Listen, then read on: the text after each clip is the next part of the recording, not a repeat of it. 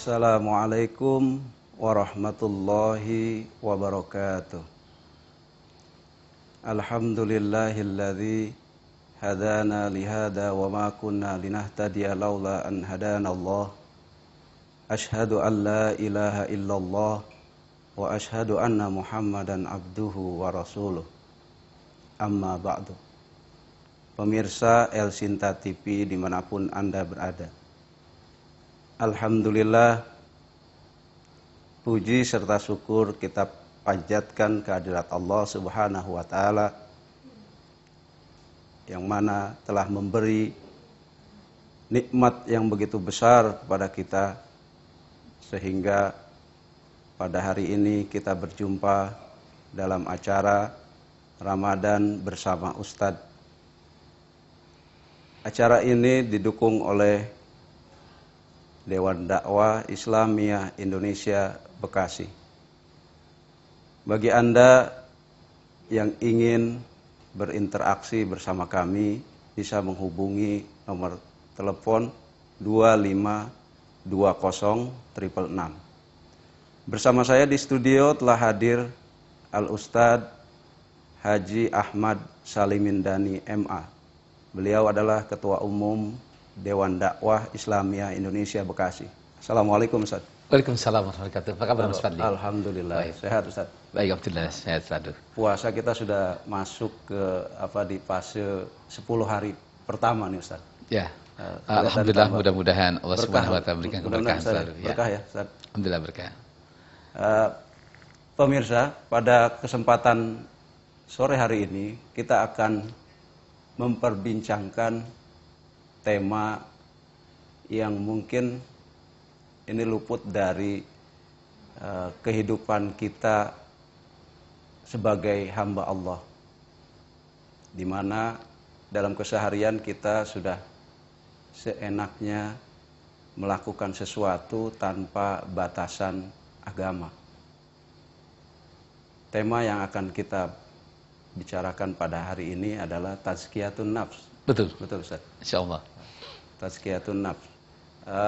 Akhir-akhir ini kita lihat orang berbuat kemaksiatan, berbuat dosa, dusta, itu sudah ya sepertinya udah enjoy aja Ustaz. Ini kira-kira gimana Ustaz? Apa hubungannya dengan tema kita ini gimana Ustaz? Baik sekali. Pemirsa El Sinta TV, pada sore ini bahasan kita bagaimana cara kita itu mensikapi begitu banyaknya orang-orang yang ketika mereka itu berbuat dosa, mereka tidak merasa berdosa. Nah, betapa pentingnya kita itu berbicara tentang membersihkan jiwa kita. Orang tidak mengerti bahwa perbuatan dosa itu akan memberikan implikasi dalam kehidupannya, karena dengan dosa itu mental kita menjadi lemah dan bahkan izzah kita akan hilang. Kalau kita tidak berusaha untuk secepat mungkin, karena tanda-tanda orang yang bertakwa itu apabila mereka itu merasakan bahwa mereka telah memiliki dosa, berbuat kesalahan, berbuat maksiat, maka dia segera untuk bertobat, membersihkan diri. Korelasinya dengan bahasan kita pada hari ini tentang tazkiyatun nafs, agar hidup kita bagaimana kemuliaan tetap kita raih, dan bagaimana juga hidup kita menjadi orang yang memang tidak memiliki beban yang berat. Karena semakin manusia itu banyak memiliki dosa, apabila ia tidak mau bertobat kepada Allah dan selama Allah belum mengampuni segala dosanya, hidupnya itu akan berat. Baik berat secara pikiran maupun secara kehidupan sehari-hari dalam bergaul atau berinteraksi dengan lingkungannya. Ya, kaitannya dengan kepercayaan diri mungkin ya, bisa itu.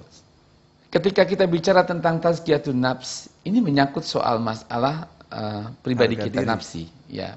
Bisa. Jadi orang itu bisa percaya diri atau tidak, amat tergantung perbuatannya. Ya. Karena dalam Al-Quran Allah berfirman, Kul kulu ya'malu ala sakilati. Sebuah orang akan memperoleh dalam kehidupan itu sesuai dengan amal perbuatannya.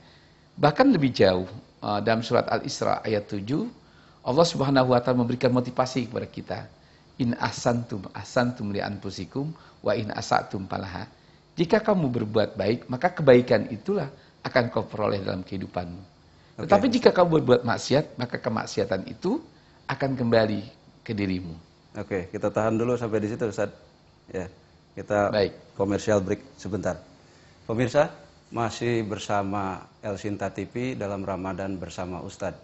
Jangan kemana-mana, nantikan kami setelah pesan berikut ini.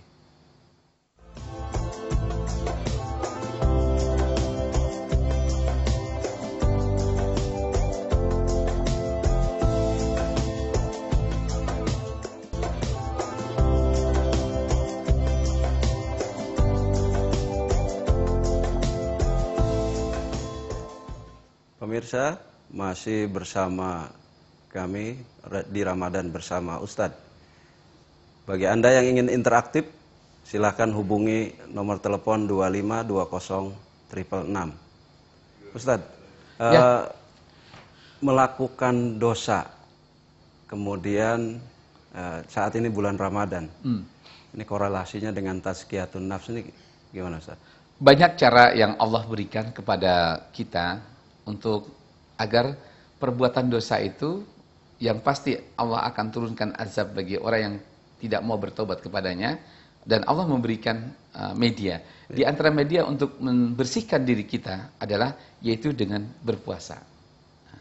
Karena dengan berpuasa ini Rasulullah SAW telah bersabda, Ijajal Ramadan sulsilat sayatin. Apabila datang bulan suci Ramadan itu dirantailah setan. Salah satu di antara faktor yang menyebabkan manusia itu banyak melakukan tindakan perbuatan dosa atau maksiat, pada hakikatnya itu adalah karena mereka tergoda oleh setan. Paling tidak satu kita lihat ya, cara Allah itu membersihkan kita dari dosa itu dengan berpuasa ini, karena paling banyak orang itu berbuat dosa karena marah. Dan orang itu tidak sadar kalau marah itu berdosa. Kenapa? Karena orang itu marah pada hakikatnya karena dia tidak mau menerima kekurangan orang lain. Sedangkan di dalam surat At-Taghabun ayat 11 Allah berfirman, ma asabaka min musibatin fa bi iznillah wa may yu'min billahi yahdi qalbah. Tidak ada sesuatu yang terjadi dalam kehidupan manusia itu melainkan atas takdir izin Allah. Ya, kalau kita itu marah pada seseorang yang kita anggap tidak mau mengikuti apa yang kita inginkan, berarti kan kita menghendaki atau memaksakan kehendak kita. Sedangkan semua ini dalam hidup kita tahu itu adalah Allah yang punya hak prerogatif mengatur semuanya. Nah, makanya dengan puasa itu bagaimana kita berpuasa ini bisa mengendalikan amarah. Kita bisa lihat di dalam surat Al-Imran ayat 134 Allah berfirman, wasari'u ila magfiratin mir rabbikum wa jannatin arduhas samawati wal ard u'iddat lil muttaqin alladzina yunfikuna fis syarra'i wad dharra wal kadhiminal ghaidh. Allah suruh sehubungan dengan datangnya bulan suci Ramadan, kita itu segera untuk mendapatkan pengampunan. Kenapa? Karena kalau kita ini hidup dengan penuh dosa, tadi sudah katakan, manusia itu hidupnya akan menjadi kerdil mentalnya. Kenapa? Karena dosa itu kesalahan. Orang yang melakukan kesalahan itu, kelihatannya mereka itu tenang, tapi batinnya, hatinya tidak bisa dibohongi. Tapi bagaimana dengan kondisi di Ramadan ini, banyak orang yang ya di jalanan kita sering lihat gitu, dia merokok seenaknya. Nah, termasuk kalau ada di antaranya orang yang di bulan suci Ramadan dan dia tahu bahwa ini diwajibkan berpuasa, lalu dia tidak berpuasa, pada hakikatnya sekiranya disentuh hatinya, mereka malu juga. Karena orang yang berbuat dosa pada hakikatnya itu menyangkut soal masalah hati nurani. Contohnya begini, kalau kita itu berbohong, walaupun orang yang kita bohongi tidak tahu, tapi ketika kita itu berjumpa dengan orang yang kita bohongi itu, batin kita tetap saja merasa kecil. Nah, oleh karena itu dalam puasa ini, pada hakikatnya ada dikatakan tadribatul nafs, latihan untuk jiwa kita belajar ya, untuk tidak melakukan perbuatan dosa. Tadi yang saya bilang, di dalam surat Al-Imran itu salah satu Kan kita tahu motivasi Allah mewajibkan kita berpuasa agar kita menjadi orang yang bertakwa. Tanda orang bertakwa diantaranya kaziminal ghaidz, bisa menahan amarah. Dan sebelumnya orang yang yunfikuna fi syarra'i wad dharra tidak kikir, dia berani bersedekah baik di waktu dia kaya maupun di waktu dia miskin. Kenapa? Karena kalau ada orang kaya dia tidak mau bayar zakat. Orang kaya dia tidak mau bersedekah padahal begitu banyak orang yang membutuhkan pertolongannya. Jangan dianggap tidak berdosa. Pada hakikatnya ketika dia itu menyaksikan ya orang-orang yang susah, padahal dia bisa membantu. Hati kecilnya, walaupun dia punya penyakit kikir itu berpikir setelah dia meninggalkan jauh. Apalagi ketika dia melihat kalau ada orang yang seharusnya dia bantu, tapi dia bantu lalu orang itu mendapatkan kecelakaan, dia pasti merasa berdosa. Nah, di bulan suci Ramadan ini, kenapa ketika Nabi ditanya Rasulullah, ayul a'mali afdal? Amal ibadah apa yang paling utama yang dikerjakan fi Ramadan, di bulan Ramadan, di bulan di mana orang sedang berpuasa ini? Rasulullah menjawabnya, tut'imut ta'ama liyuftir, ai as-sadaqatu, yaitu bersedekah untuk memberi makan orang yang berbuka. Kenapa? Karena pada hakikatnya puasa yang didambakan oleh Allah itu agar kita bisa menghilangkan sifat kikir itu. Nah, ini yang perlu kita renungkan. Jadi salah satu upaya untuk mensucikan jiwa kita, karena tidak sedikit orang itu menjadi kotor jiwanya karena faktor makanan. Dan Nabi SAW bersabda, orang yang dibesarkan dari makanan yang haram, dia lebih condong untuk melakukan perbuatan yang haram. Dan orang yang makan dari makanan-makanan yang dari hak orang lain dia rampas, apakah itu seharusnya dia bayar zakat, lalu dia tidak keluarkan zakat itu, lalu dia makan, itu yang menyebabkan hidup orang itu menjadi galau, menjadi tidak tenang. Nah, ini kaitannya dengan puasa. Tahan dulu Ustaz, ada pemirsa yang mau bergabung nih. Halo. Assalamualaikum. Waalaikumsalam. Dengan siapa Bapak? Di mana? Dengan Pak Supik, makasih Pak. Pak Supik, silakan Pak, pertanyaannya Pak. Ya.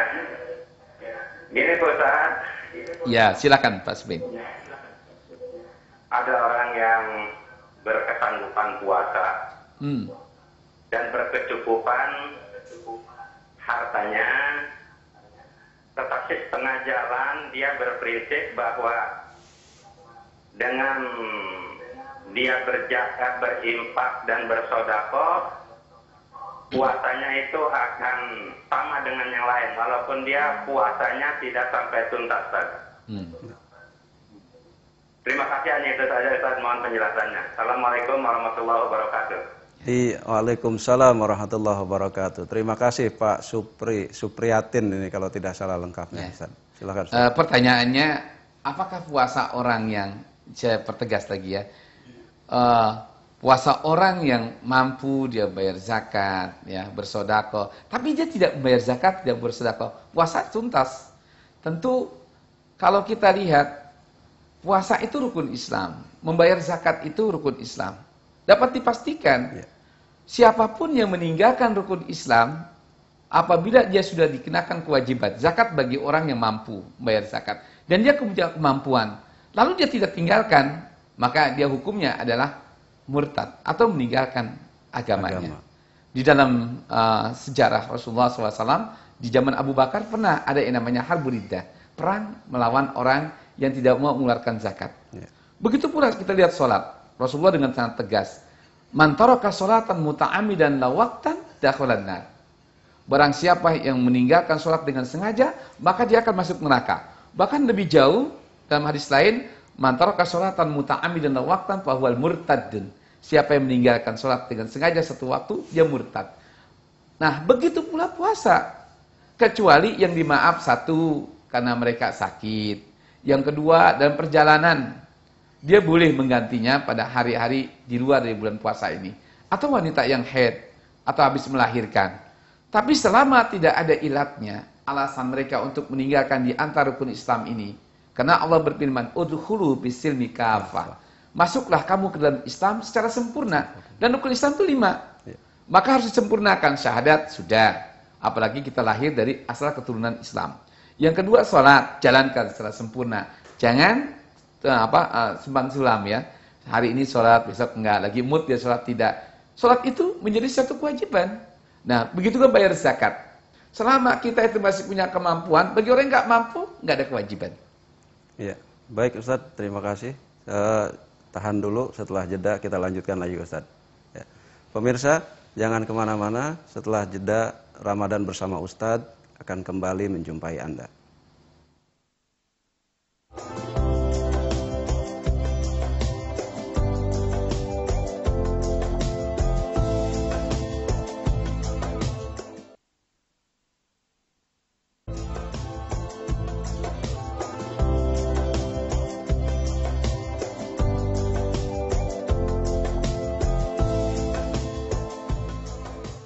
Pemirsa, masih bersama kami dalam Ramadan bersama Ustadz di El Sinta TV. Bagi Anda yang ingin bergabung, silahkan hubungi nomor telepon 52252006. Saya ulang, 252006. Ustadz, Ya.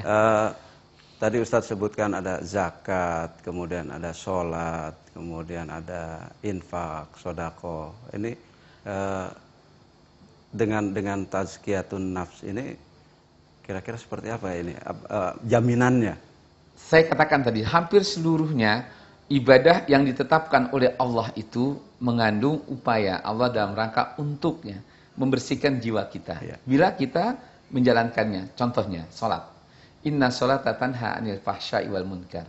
Dengan sholat itu kamu bisa mencegah perbuatan keji dan munkar.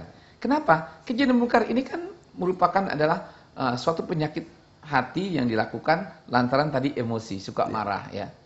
Karena sungguhnya marah ini salah satu pintu masuk setan yang tanpa disadari banyak orang yang marah itu bahwa dia dikuasai oleh setan. Dan kalau sudah kita mengikuti setan pasti berdosa. Tapi Kenapa? sholat yang seperti apa Ustadz nih? Sholat yang seperti apa? Sebab Sholat yang tidak sedikit orang yang sholat kemudian dia emosinya tiba-tiba meluap, dia luapkan juga emosinya itu. Sholat yang sebenarnya dikatakan khusyuk, kita lihat kan. Dengan sholat itu, ya, kalau kita lihat di dalam surat Al-Fajr, ya, sholat itu bisa menghilangkan keluh kesah. Ya. Innal insana khuliqa halu'a, idza masyarus sarul jazua, wa idza masal khairu manu'a ilal musallin alladzina hum fi sholatihim khashi'un. Manusia itu sifatnya udah keluh kesah. Kata Allah, lihat di sini, kecuali orang bikin sholatnya mana? Yang khusyuk sholatnya. Iya. Nah, kita tetap ada telepon. Tahan dulu, ada telepon Ustaz. Assalamualaikum. Waalaikumsalam. Dengan siapa? Ibu di mana? Ini Pak, saya di Tangerang, Ibu Wina. Mau nanya ini Pak, masalah Ibu Wina. kan kita puasa nih, ngebatalin. Terus ngebatalin tapi kita udah wudhu, makan kolak atau teh manis boleh nggak tuh langsung sholat terusnya? Baik. Ya, ya. Itu saja Bu Wina? Iya. Iya. Sama ini ada lagi sih. Bisa? Ini silakan. apa Pak?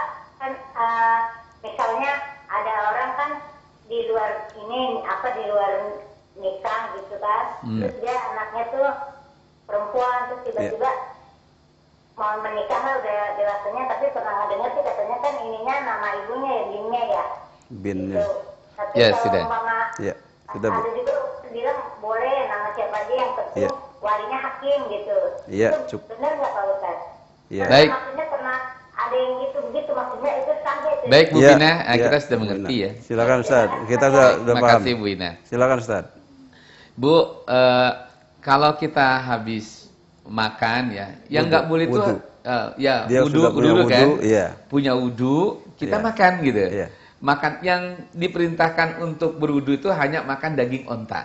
Nah, Selain daging onta itu, habis kita makan, Kita wudu. boleh tanpa berwudu lagi. Selama kita tidak batal, tidak kentut, ya, tidak keluar sesuatu dari dua tubuh kita. Mau makan teh, mau makan nasi uduk, mau makan apa, silahkan, nggak membatalkan wudu itu. daging onta kenapa? Kecuali daging onta.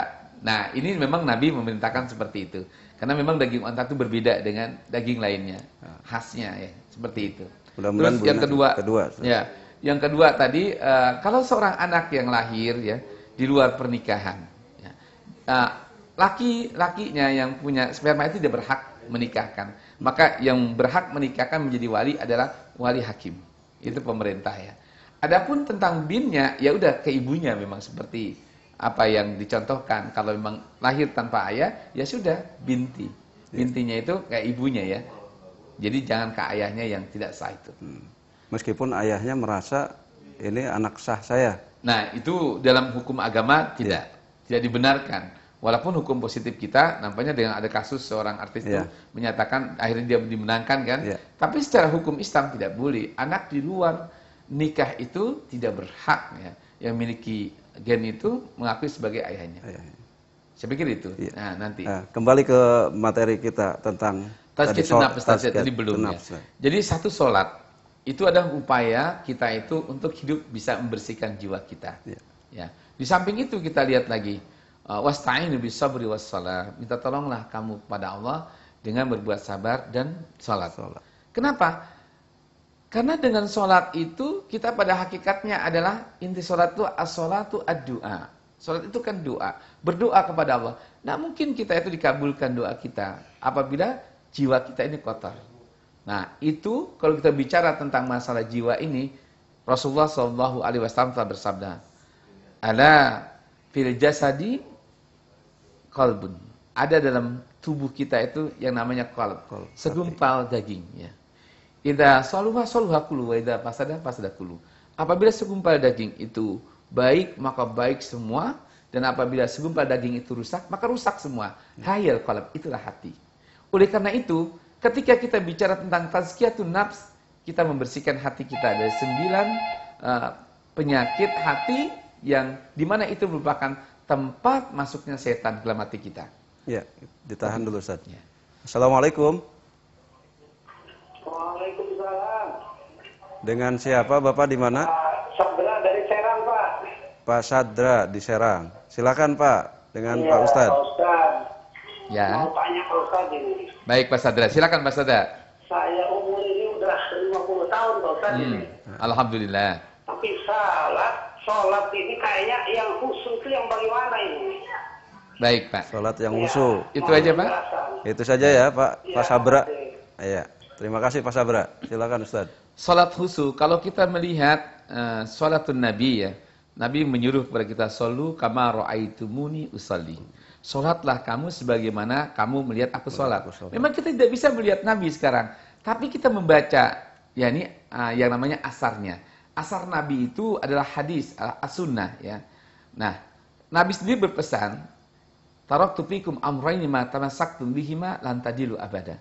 Sewafatnya aku tinggalkan 2 perkara. Bila kamu berpegang teguh dengan 2 perkara ini, kau tidak akan salah selama-lamanya. Terutama dalam soal masalah sholat yang khusyuk. Ya. Nah, kalau kita ingin mendapatkan sholat yang khusyuk itu, nah belajarlah. Karena ada hadis lagi, "Fal amalu bila ilmin mardudatun la tuqbalu." Suatu amal ibadah dikerjakan tanpa dilandasi dengan ilmu, maka tidak akan diterima dan Allah akan menolaknya. Maka dengan demikian, kalau kita bicara tentang sholat yang khusyuk adalah sholat yang kita kerjakan dengan ilmu. Nah, yang kedua berkaitan tentang waktu. Shollu fi waktiha. Maka sholatlah pada waktunya, kecuali ketika kita dalam perjalanan. Boleh kita mengqasar atau menjamaknya. Nah, dengan demikian, orang yang ingin mendapatkan sholat yang khusyuk itu, tadi di samping dengan ilmu, dia sholatnya sesuai dengan petunjuk Nabi, yang dicontohkan oleh Nabi, tidak akan salah ya. Dan yang kedua, kontrol waktu yang sebaik-baiknya. Yang ketiga, sholat yang khusyuk itu adalah sholat yang dimana orang yang melaksanakan sholat itu dan sholatnya itu benar-benar meninggalkan bekas dalam kehidupannya. Ketika dia akan berbuat maksiat, buat apa saya sholat? Ketika dia akan berbohong, kan saya sudah sholat. Buat apa saya minum minuman keras? Kan saya sudah sholat. Kan sholat itu kata Allah tujuannya adalah sebagai perisai, sebagai bumper yang akan bisa menjaga kita. Maka untuk mengukur sholat kita khusyuk atau tidak, lihat saja apakah kita menjadi orang soleh di dalam sholat saja atau di luar sholat juga soleh. Itu. Baik, Ustaz. Halo, Assalamualaikum. Waalaikumsalam. Dengan siapa Bapak? Di mana? Pak Udin. Silakan Pak, dengan Pak Ustadz. Ya, mau tanya Pak. Silakan Pak. Ini kalau di acara bulan Ramadan itu biasanya kalau di masjid atau di musola, biasanya kan diadakan kultum atau Ya, kultum ya. Saat tarawih ya Pak? 10 menit gitu, tapi yang terkenal sekarang kan istilahnya kultum. Kultum.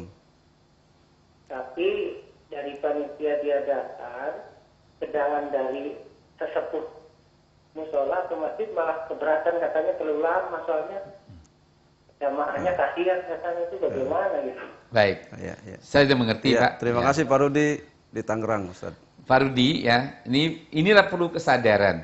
Sebenarnya kalau ditanya pada ustadz manapun juga, mana yang lebih besar, sholat 11 rakaat dengan witir atau 23 dengan witir dengan mendengarkan ceramah yang hanya 7 menit.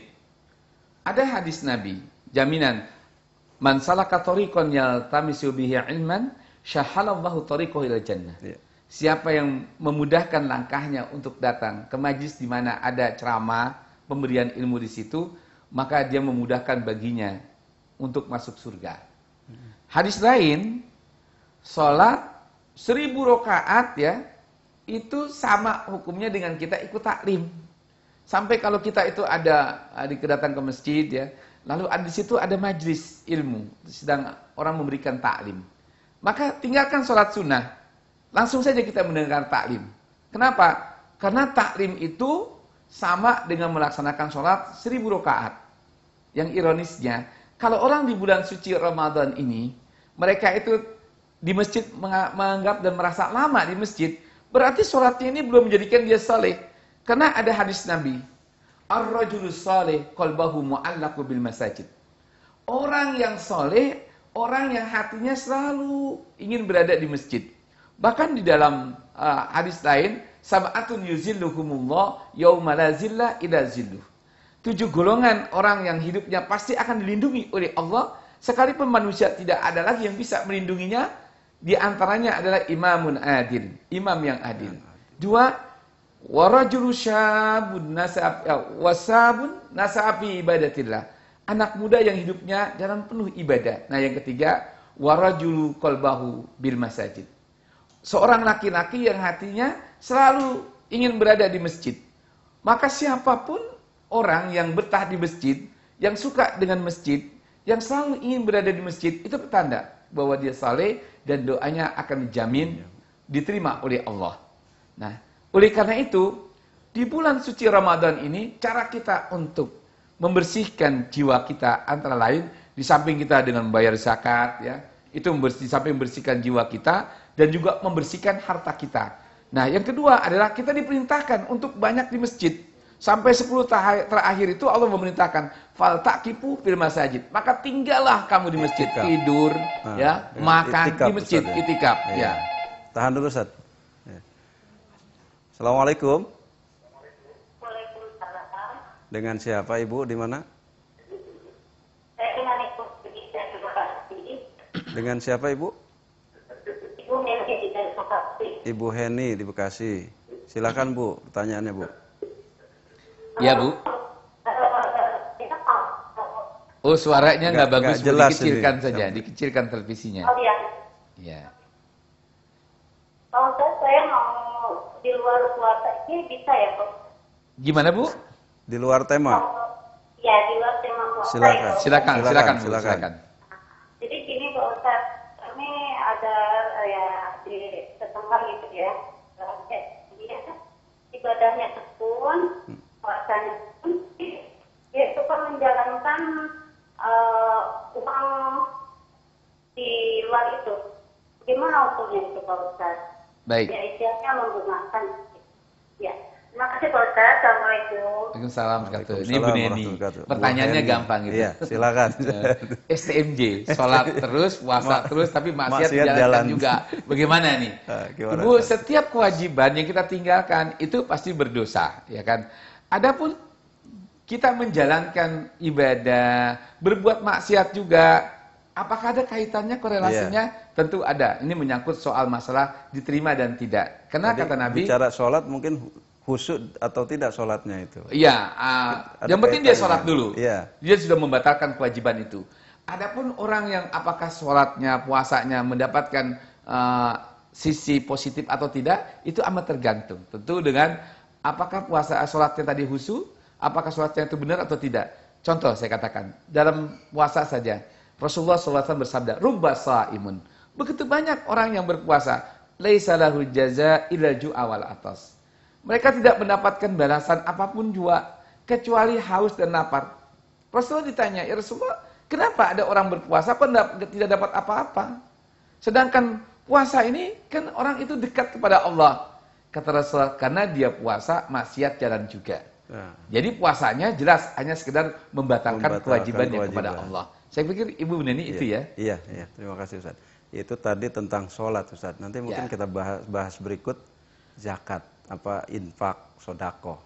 Kaitannya dengan tazkiyatun nafs. Tapi tahan dulu Ustaz. Baik. Pemirsa, jangan kemana-mana. Tetap di Ramadan bersama Ustadz El Sinta TV.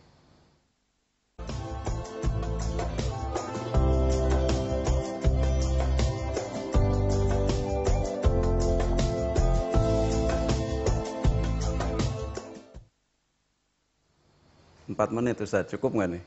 Cukup. Cukup ya membahas yang zakat Ya. dengan tazkiyatun Boleh. nafs. Besok kita sambung lagi. Insyaallah.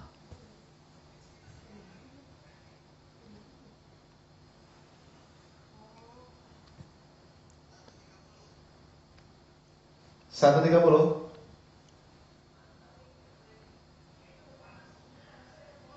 Honda nih kayaknya makin panas makin mantap. Kurang kayaknya nih.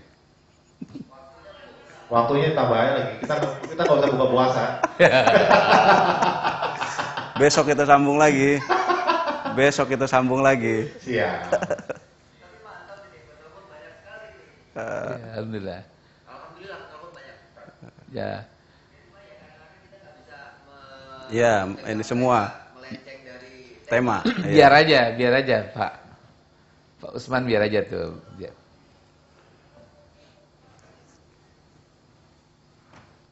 Ntar luar biasa. Iya. Ini kan pengalaman pertama ini. Pak Osman, pengalaman pertama ini. Pak Osman kayak nggak pernah mengalami malam pertama.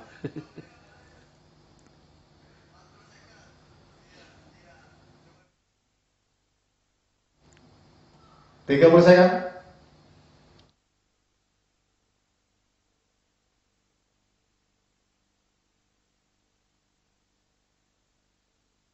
Penelpon habis ya, jangan diundang lagi.